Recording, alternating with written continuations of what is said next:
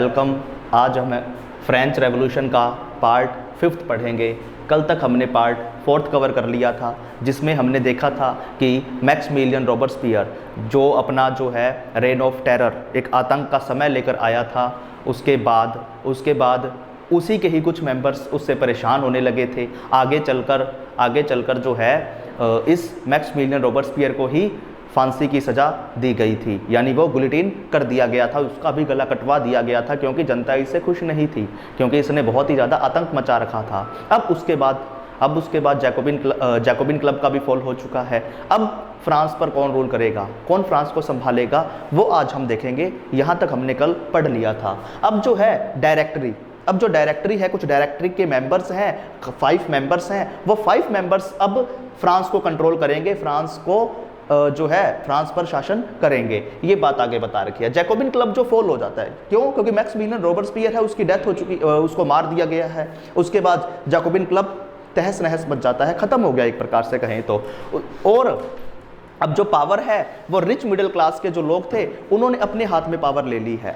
अब rich middle class के लोगों ने अपने हाथ में पावर ले ली है। आगे चलकर जो नया कॉन्स्टिट्यूशन बनाया गया था, नए कॉन्स्टिट्यूशन में 25 से घटाकर वोटिंग ईयर्स तो 21 कर दी गई थी, लेकिन सिर्फ और सिर्फ जो प्रॉपर्टी होल्डर्स थे, प्रॉपर्टी या जो कहें टैक्स पेयर्स थे, वही वोट दे सकते थे। नॉन प्रॉपर्टी जो मेंबर्स थे, उनको अधिकार अभी भी नहीं था, या जो महिलाएं थी उनको भी वोटिंग राइट नहीं था। आगे चलकर इनको 1946 में महिलाओं को अधिकार मिलेगा, वो आगे देखेंगे। ठीक है, तो ऐसी कुछ बात यहाँ बताई गई है। आगे फिर ये डायरेक्टरी है, डायरेक्टरी के 5 मेंबर्स थे, 5 मेंबर्स है। ये भी एमसीक्यू का क्वेश्चन पेपर में बन सकता है। डायरेक्टरी में कितने मेंबर्स थे? 5 मेंबर्स थे। इन 5 मेंबर्स ने फ्रांस को संभाला, फ्रांस को कंट्रोल कर रहे हैं। ये एग्जीक्यूटिव के मेंबर्स हैं। और जो लेजिस्लेटिव काउंसिल के मेंबर्स थे, ये इन एग्जीक्यूटिव वालों का विरोध कर रहे हैं। इस कारण एग्जीक्यूटिव के जो मेंबर्स थे, बारी बारी से लेजिस्लेटिव काउंसिल को वो बैन कर रही थी, हटा रही थी बारी बारी से।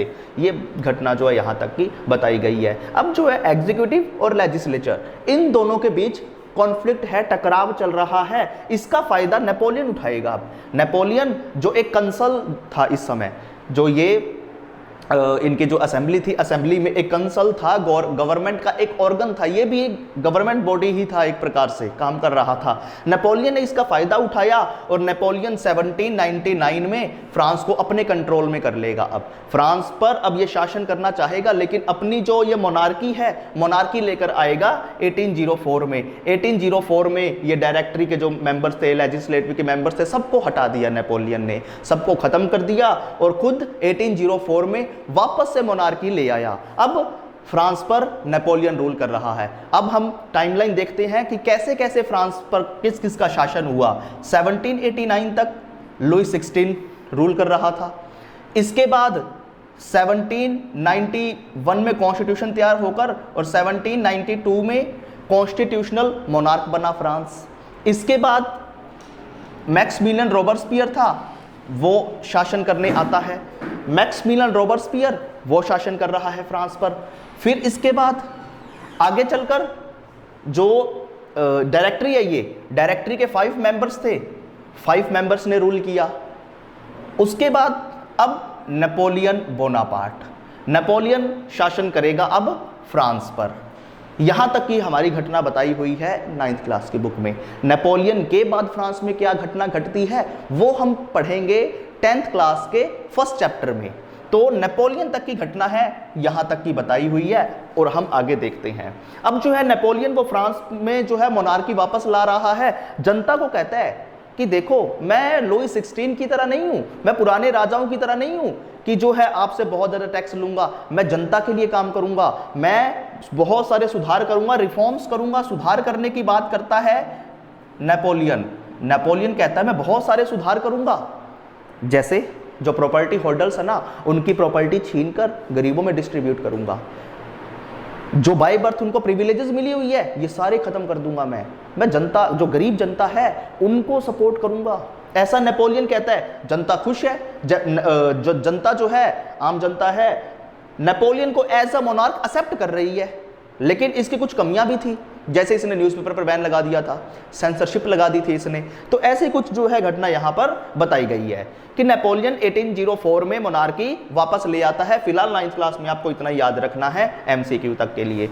आगे जो है महिलाओं ने क्या कंट्रीब्यूशन किया, महिलाओं का क्या कुछ जो है रोल था रेवोल्यूशन के दौरान। जो नोबल्स थे यानी सेकंड स्टेट वाले जो डॉटर्स हुआ करते थे, उनकी बेटियां हुआ करते थे, उनको स्टडी करने का अधिकार था।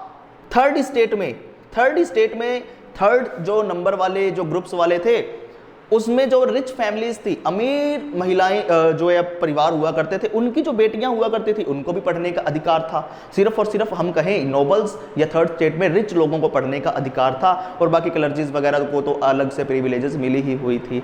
लेकिन जो ये महिलाएं थी ना, महिलाएं काम कर रही थी फैक्ट्री में। जब फ्रांस में वॉर का समय था, रेवोल्यूशन का समय था, उस समय मेल तो थे रेवोल्यूशन में जो रिवोल्ट कर रहे हैं, पार्टिसिपेट कर रहे हैं या उधर जो है बिजी हुए पड़े हैं, तो फैक्ट्रियां वगैरह जो है वहां कौन काम करेगा, महिलाएं काम करेगी। फैक्ट्रियों में महिलाएं काम कर रही थी, लेकिन इनको वेजेस बहुत ही कम इनको वेजेस मिलती थी, पैसे बहुत कम थे इनके, और साथ के साथ ये घर का भी काम संभालती थी। फैक्ट्री में भी काम कर रही है, घर पे भी काम कर रही है, बच्चों की केयर वगैरह है, ये महिलाएं कर रही थी। ये कुछ जो है रेवोल्यूशन के दौरान इनका कुछ रोल था। आगे चलकर इन महिलाओं ने अपने खुद के पॉलिटिकल क्लब्स बनाए, न्यूज़पेपर्स लिखने शुरू किए। जैसे महिलाओं के क्लब्स होते हैं, एपेक्स वुमेन क्लब, वर्तमान में हम जैसे बात करें तो ऐसे ही कुछ क्लब्स महिलाएं बनाने लगी खुद की डिमांड रखने के लिए कि हमको भी इक्वालिटी चाहिए, हमको भी इक्वल ट्रीट किया जाए। अपनी डिमांड्स रखने के लिए महिलाओं ने पॉलिटिकल क्लब्स और न्यूज़पेपर्स लिखने शुरू किए। ऐसे जो है कुल बुक में बताए गए हैं लगभग जो है 60 पॉलिटिकल क्लब्स महिलाओं ने बनाए थे। 2 इंपॉर्टेंट नेम भी बता रखे हैं, द सोसाइटी ऑफ रेवोल्यूशनरीज और the society of revolutionary, second Republican women. तो ये 2 जो पॉलिटिकल क्लब्स हैं महिलाओं के बताए गए हैं। आगे चलकर जब 1793 में ये मैक्सिमिलियन रोबर्सपियर जब 1793 में ये शासन करने आता है, फ्रांस को संभालता है, कंट्रोल करता है, प्रॉमिस तो इसने भी किया था सुधार करूंगा मैं, तो महिलाओं के लिए जो है इसने गवर्नमेंट स्कूल्स ओपन कर दिए थे उस समय। कहा कि देखो सिर्फ और सिर्फ जो रिच क्लासेस हैं या नोबल्स हैं उनकी वीमेन को या जो है डॉटर्स को पढ़ने का अधिकार नहीं है, सब के सब जो है महिलाएं, डॉटर, सबको पढ़ना जो है वो कंपलसरी है, सबको इक्वल ट्रीट किया जाएगा। तो गर्ल्स के लिए, महिलाओं के लिए, वीमेन के लिए, डॉटर्स के लिए, सबके लिए जो है इन्होंने मैक्सिमिलियन रोबर्सपियर ने कंपलसरी कर दी एजुकेशन। इसके बाद इन्होंने एक और सुधार किया कि इन्होंने बोला कि कोई जो है गर्ल वो अपनी बिना मर्जी के जो है वो शादी कर सकती है, मतलब अब कोई जो है इस पर प्रेशर नहीं डालेगा, वो अपनी मर्जी से शादी कर सकती है, विवाह कर सकती है। पहले ऐसा था 14-15 की एज हुआ करती थी, तो बिना जो है गर्ल की सहमति से उसके जो पेरेंट्स थे वो उसकी मैरिज कर दिया करते थे। तो मैक्सिमिलियन रोबर्सपियर ने ये भी सुधार किया था कि गर्ल जो है वो अपनी मर्जी से अब मैरिज करेगी। साथ के साथ डाइवोर्स को लीगल कर दिया, अगर वो अपने हस्बैंड से खुश नहीं है तो फिर वो जो है डाइवोर्स ले सकती है। ऐसा कुछ जो है कुछ सुधार किया था। आगे चलकर समय आया 1946 का। 1946 में जाकर महिलाओं को फ्रांस में वोटिंग राइट मिलता है। क्योंकि हम यहाँ पर विमेन से रिलेटेड टॉपिक कर रहे हैं, इसीलिए यहाँ पर जो है कि इंपॉर्टेंट क्वेश्चन MCQ का बन जाएगा कि फ्रांस की महिलाओं को कब जो है वोटिंग राइट मिला। 1946 में जो है फ्रांस में महिलाओं को वोटिंग राइट मिल जाता है। Thank you. आज का जो है पार्ट 5 हमने कंप्लीट किया। अब छोटा सा टॉपिक बच रहा है, आगे हम कल देखते हैं। Thank you.